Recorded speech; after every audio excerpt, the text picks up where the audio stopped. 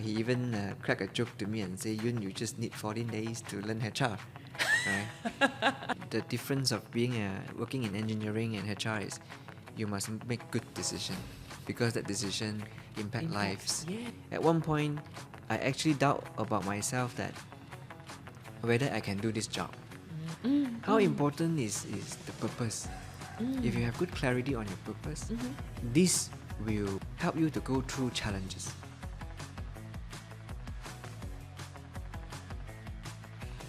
Hi, welcome to Lead Change Hard Way podcast.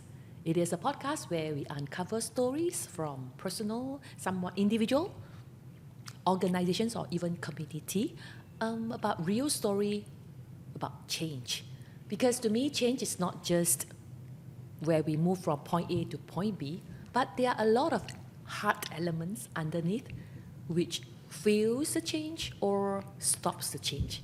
So today, I'm glad to be joined by the head of HR from Hartalega, Mr. Yoon. Hi, Mr. Yoon. Hi, Lily. Would you like to maybe give a quick intro about yourself? Oh, sure. Also, my name is Yoon, as you introduced. I run the HR team for Hartalega. I'm from Ipoh. I'm glad to be here to share some of my experience and thoughts. Yeah.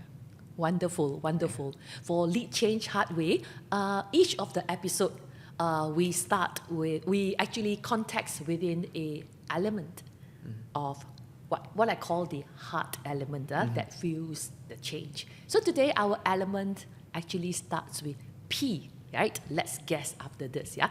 Because right after this, I'm gonna ask Yoon a question. That is, hey, Yoon, if you were to walk in the lift and meet someone, and the person asks you, hey Yoon, what actually makes you to work and then what fuels you at work every day? So what would be the one word that you're going to tell this person? Oh, of course, passion. Okay. Uh, what I wake up and passionate, can't wait to do, and every day. So that is what in my mind every day. Wow. Passion. Wow, a word where I think we all hear a lot these days for people in any change and in organization too. So, I've known Yoon for a while and understand that you have a very interesting background of your career. yeah. And I would like to just dive into that about your career and how do you transit from something to where you are now in HR? All right. I think some people may know that actually I'm not from HR background. I graduated from University of Malaya with mechanical engineering. So I started my career as a process engineer. So my first 13 years, I has been working full spectrum in manufacturing as an engineer, working on engineering stuff, managing technicians, engineer, solving technical problem. So I have never thought that I will become a HR one day. To be frank, even back then, when I was not a HR, I do not understand what HR is doing. Oh, okay. Yeah, and of course it's not what I wanted to do until one day when I was in my previous company. So the country leader actually come to me and requested me to do an assignment. And that assignment is related to HR. And at the time, it was recruiting and attrition issues. At the time, the company couldn't continue to grow if we continue to lose people faster than we can able to hire. So he convinced me to move forward.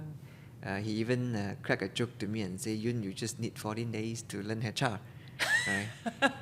Of course, it was a joke because even after a decade I'm in HR, I'm still learning in every single day. There's so many things to learn. back to that story. So I accepted that assignment with condition that after I completed the assignment, I can have a choice to go back to engineering, or I stay in HR. So I work together with a team. We bring down the attrition. I still remember it was 40% down to somewhere 18+%, together with the team working in a weekly basis, meet together and drive it down. And we did it after 18 months.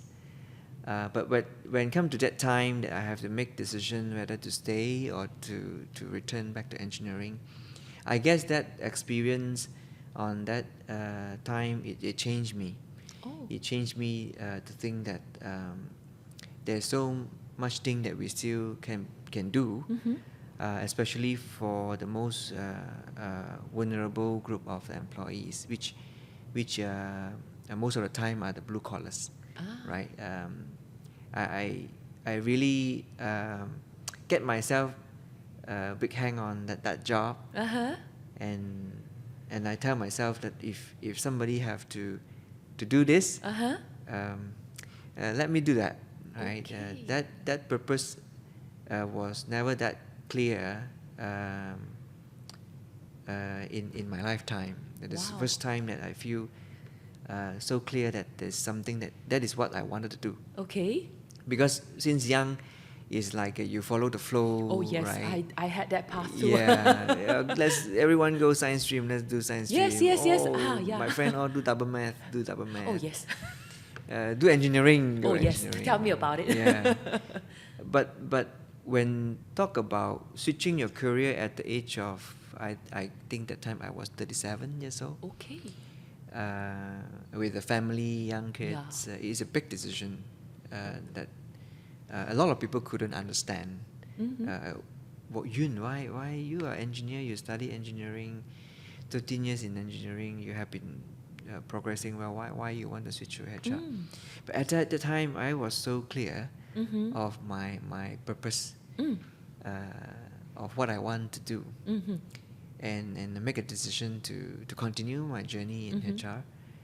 And here you go, 10 years pass, right? I'm still doing, I'm still bringing, like what you said, every morning I'm still coming to work with full of passion, of what I can do better, what I can touch more lives and do better for our people.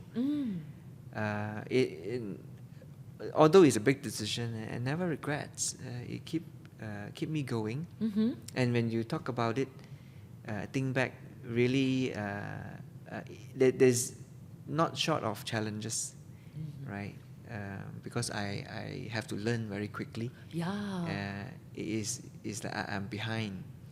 I get a lot to catch up. Yeah, a lot to catch up. And of course, working with a machine, you can try and error, you can do it and learn from the mistake and do it again. But I find that it's different in working on things that related to people. Because any decision you make which is wrong, it hurts people. Either hurt their rice bowl or their feelings. Oh yeah. Or break the trust, which we often know that trust is difficult to gain but easy to break. Oh yes. Right. So being a HR has a lot of pressure on making sure you make the right decision because it impacts people compared to engineering. So this really challenged me. That opened up another area that I request myself to continue to polish myself, to make better decisions, to have more clarity for every issues. But of course, my engineering background helped me because, for example, analyze the data. Yes. Look at the data, see what double data tell us. us. Now right? I understand why you study double match. Yeah, and do this YY analysis, root cause analysis, and that really helped me to be a HR that with confidence, and make decisions with conviction. Mm-hmm. Because I always, through the data, I know Mm-hmm. what is the real situation. Mm-hmm. So means in short, my 13 years in operation as an engineer it's not wasted, Ah. right? It contribute to make me even a better HR, Mm. from my opinion. Mm-hmm, mm-hmm. And every day is a new learning day. Oh yeah, Yeah. it is. It is. So that's a brief background of me, from starting as not a HR person to become who I am today, Mm-hmm. and still counting days. Wow, Yeah. beautiful sharing here. Although it was just a short, 5 minutes as you walk through the path, Yeah. but I can sense there are a lot of decision-making process there, Oh, lots yeah. of learnings there, Yeah. and also lots and lots of unlearn, relearn, unlearn, relearn there.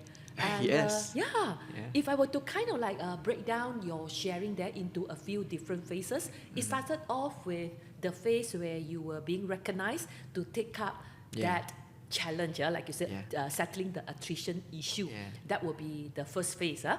And then later is where, hey, I think another opportunity knock on your door. After this, would you want to make that transition? Yeah, And yeah. I think with that experience, you realize, hey, maybe it's a chance for me to go Yeah. into that, make a switch. But interesting enough, just as I thought the story ended there and we live happily ever after, and then you're telling me, oh no, the next phase come whereby, hey, dealing with people is definitely different from machine. It is. Then another unlearn, another kind of like learning there. Now, not machine, people.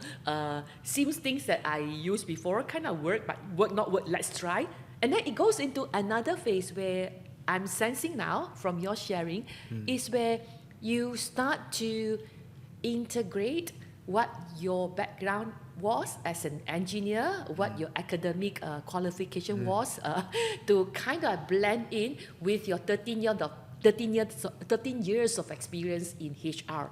So wow. Oh no, 13 years in operation. 13 years in operation. 10 years in HR. 10 years in HR. Yeah. Wow. So having said that, let me maybe move back the clock to the time when you were first identified by your country lead to settle the problem of attrition. I'm just curious, what makes your country lead say and offer you this job? What did he Yeah. see in you? First of all, I feel very grateful. They are leaders that will pay attention on my talent. All I'm right. sure I'm not the only one, right? He definitely is looking at all the talent in the company and who has what strength. Yeah. So that actually I inherited that thing. Even today, my principal still put the right people with the strength at the right job, because this happened to me, that he saw me have a strength on people. I still remember, why me? I asked, why me? But he said, Yoon, you have something in you that with people. Of course, before I think he saw that, I as well. There's one thing in me that since I was engineer, since I was young, I always look into job that nobody likes to do. Yeah. Okay. I always see those jobs are blue oceans. Ah. Yeah, because nobody like to do. Uh-huh. I would like to see how to do it. Oh, okay. Because of course one side the competition is not there, right? Yeah. And of course the heart of wanted to contribute more. So I do a lot of things that beyond my scope.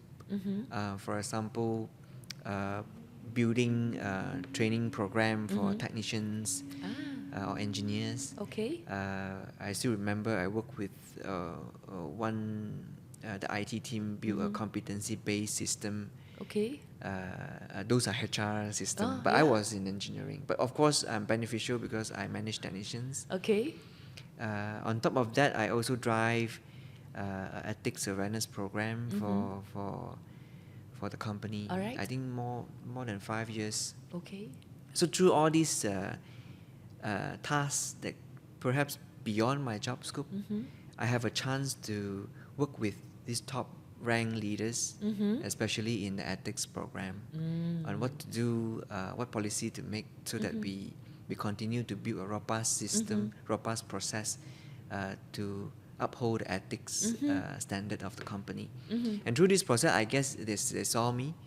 I guess first thing is of course, being in HR, first thing, integrity is a must. Yes, I think. Secondly, you must have patience to deal with people issues, your inferential skill. But on top of that, I guess you must be also business-minded. Oh, yes. Yeah, you cannot just like angel, making sure everyone happy. Yeah. But you still need to do the right thing for both the business and the people. I guess these are a few things that he saw in me, and I'm so lucky that he gave this opportunity.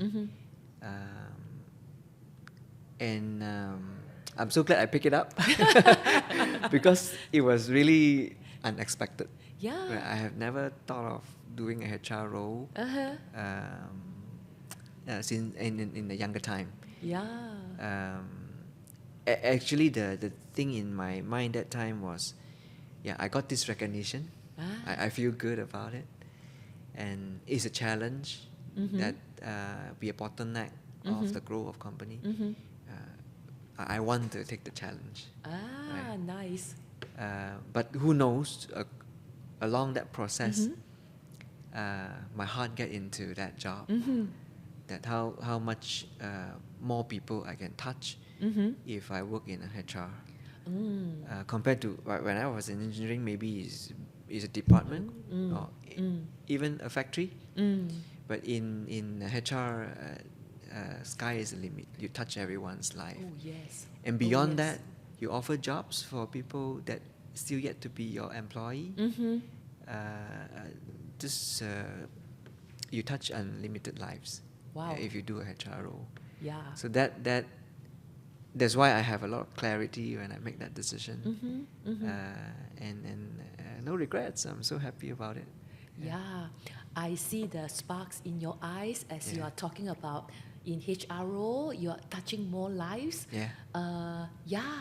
And I like that part where you talk about you actually like to solve problems, problems, not just any problems, but problems that people don't like to take up, like you say, like a blue ocean kind of thing. Am I right to assume that your country lead at that point of time kind of like see that passion in you to kind of like you are different? Because sometimes, like you say, talent, not talent, like you say, you need someone to really spot you, to put you at the right place, right? He must really see something in you. I think apart from you like doing the problem-solving part of the blue ocean thing, it's an extra you show, right, as you are doing things. I'm just trying to put it in words, but just find it difficult. You may help me. Honestly, I'm not sure about that, right? I'm not sure how he spotted it. But when he approached me, I know it myself, right? Like how passionate I am on studying human nature, how human will react on different situations. Since young, I'm very passionate on this. That's why I like management books. I like philosophy. I like to read books that I still remember the first book that get me into this area is a book from Dale Carnegie. He talk about human weaknesses. Yep. Yeah. So that book attract me so much. And I think the first time I read that book was 13 years old. Wow. Okay. Yeah. Still engineering not coming into my mind, HR not coming into my mind, but I was so interested to know how human react. Very interesting. One of the things I remember, he said, if you want to negotiate with somebody, evening is the best. Because at time people want to wind down and more relaxed. Oh, that's why happy hours always at evening, Closing right? deal. Yeah. So all this is so interesting for me. So that's why even when I deal with when I was an engineering manager, of course you deal with underperformer. How to convey the hard message. Yes. At that time, we may not have a lot of structured training, right? We just try and error, learn by ourselves. And I like to really handle those difficult situations, find the right way to handle it respectfully, and the employee can accept your feedback. Yeah. I guess those are the things that I do. Maybe caught some attention. Yeah. Yeah. If you ask for sure what he saw and why he made the decision, I actually do not know. But hearing from you, I guess you do have this flair in the human, and I think you, apart from academic study, I think is the that one is like a self-interest kind of the thing. self-interest. Like, I think we do have the professional side of it, or the academic part of it, where we put in our resume something black and white. But on the other hand, we do have something that we know that actually drives us, or sometimes complement what we do professionally. So I think it is actually a very good blend between the two. In fact, now if I were to go to the second phase of your career about passion, is where you, when the offer came to you, right? Say, oh, would you want to take this up? And then you say yes. And I remember when you were sharing just now, you talk about, wow, you had this clarity in you when you say yes to this transition. So I'm just wondering, because a lot of time people was telling me, Lily, sometimes with passion, we don't see clarity, right? We just do. Then sometimes it's like you don't really have a direction, just know you like it. But when I was hearing what you shared just now, it sounds to me that, again, it is a blend between what you like to do with a sense of clarity during that decision making. Tell us a little bit more how your mind goes through that process, and how do you gain that clarity? I think the first trigger point is what I see on the real life of the operator. So I have a very strong attachment with operator in the factory. Why? Because when I started as a fresh grad, young engineer, I spent a lot of time in production floor. So the people who interact with me a lot are those kakak operator. This young chap. Right? We crack jokes, and I often work very late because I need to wait for machine availability, and then I make a new product sample for customer. And as a new engineer, I also do not know how to operate a machine, right?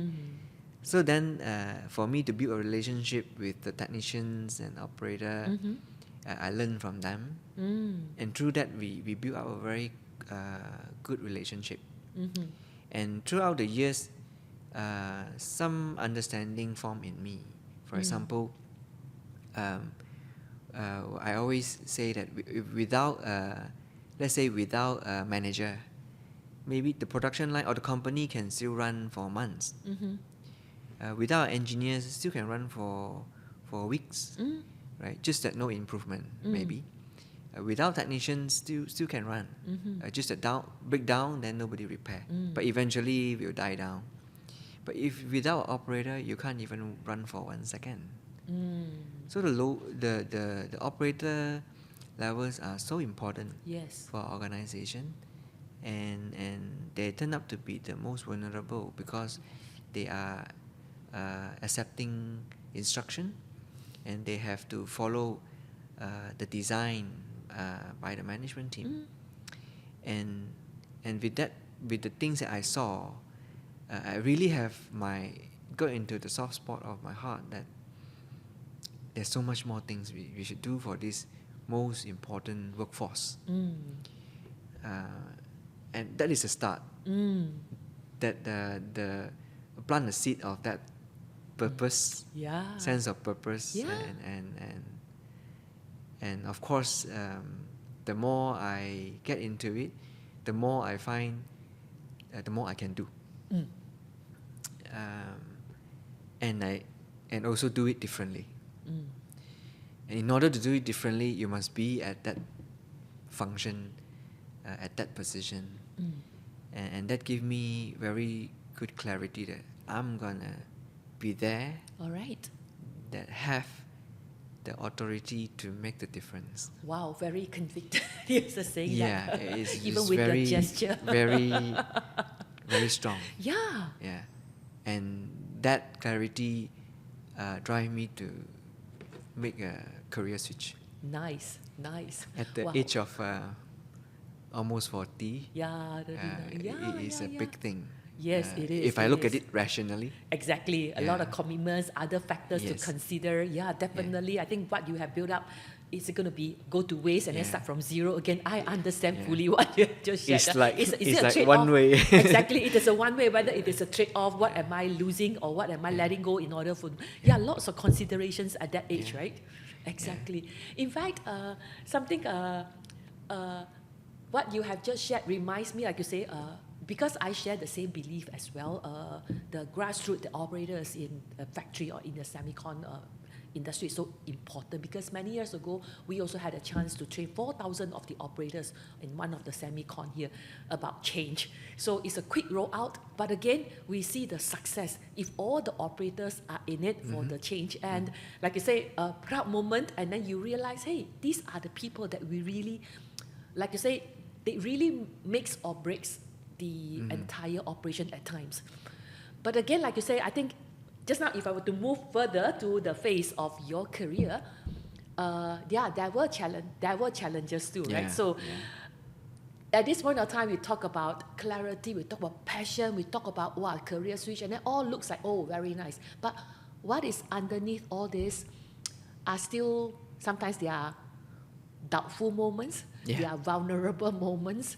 And I just wonder whether have you ever doubted about your decision when you are vulnerable, or were there also any vulnerable moments that you experience that make you rethink, reset?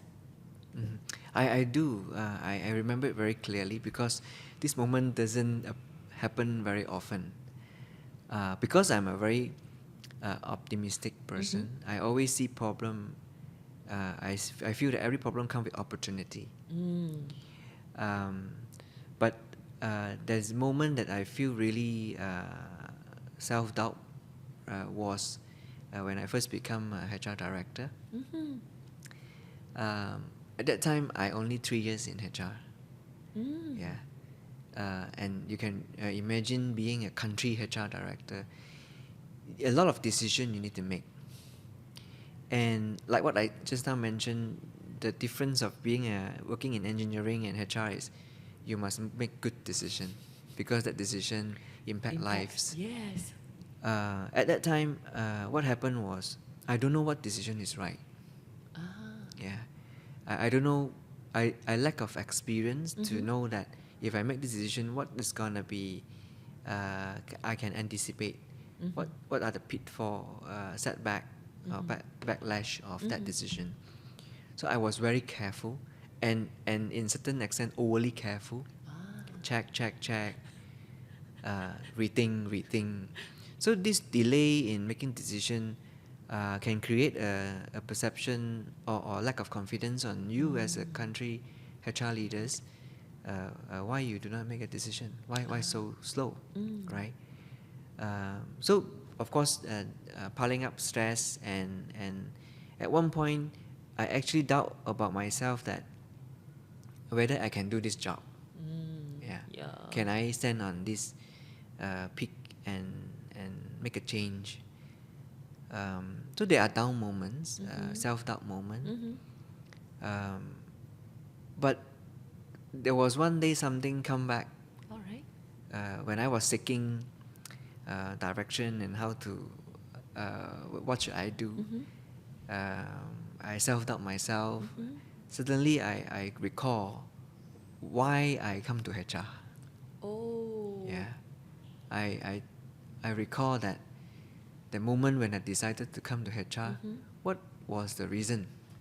What was the purpose? Isn't that I said I want to come here and be the person can do the right thing for the people? And today you cannot run away.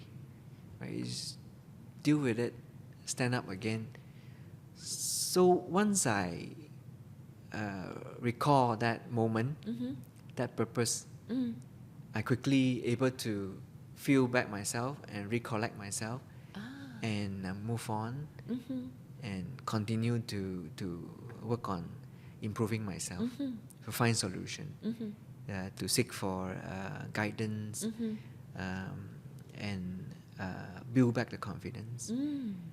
I think mental strength is very important. At that moment, perhaps I was at the lowest point of my mental strength. But guess what?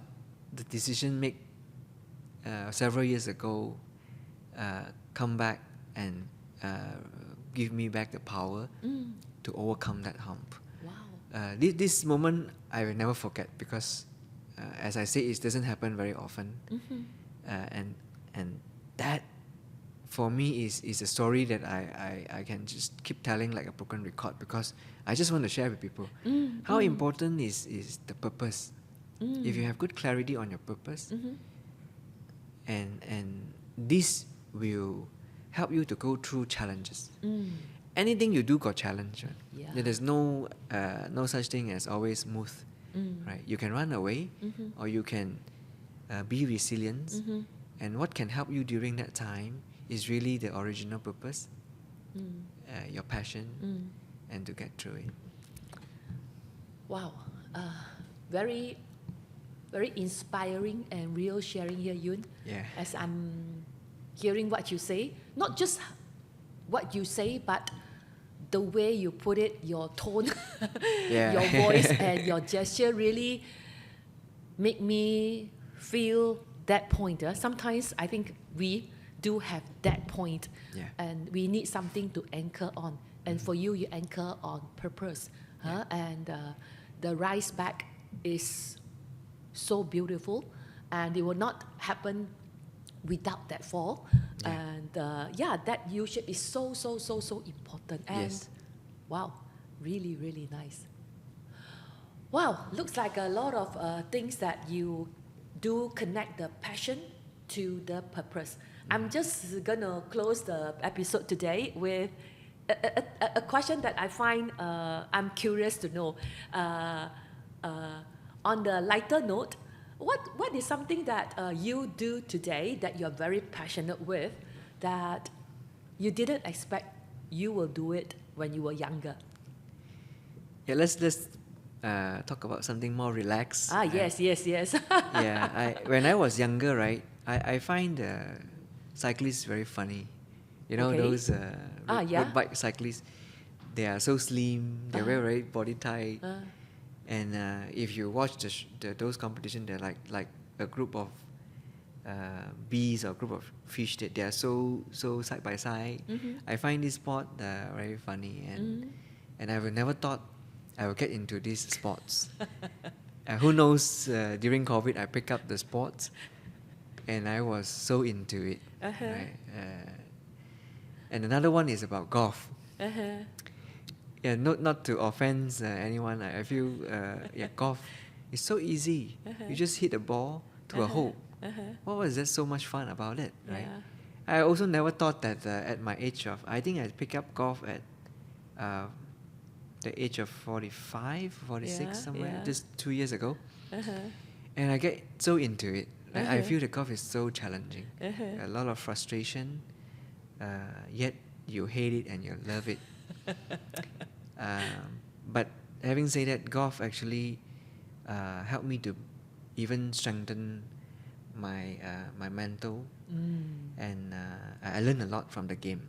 It's not about playing a game; it's about the learning, to strengthen my mindset, my mental strength. A lot to learn from the golf. No wonder so many people like golf, right? So these two was the younger me that never thought I would do. Of course, the most significant one is being a HR. Yeah, the younger me will never thought I want to go into HR. Of course, I guess when I was younger, I didn't know how powerful is HR. I know engineer, fix thing, build car, build house, right? But I didn't know any organization formed by human, and powerful HR plays, how significant is a HR role, can impact the people in the organization and bring the organization from one point to another. Of course, when I was younger, I will not know. But when I stepped into this journey 10 years ago, the more I am still learning every day, the more I get to know, the more I believe a successful organization must have a very strong HR know-how, and the leaders must also have this skill and believe that this skill is a key lever to bring the organization to the next level. So these are the things that I didn't thought of. Cycling, golfing, and being in HR. Yeah. Interesting. What you have just shared reminds me, as I was in my mind, just like what Forrest Gump say, life is like a box of chocolate. Yes. I think today's topic is about passion.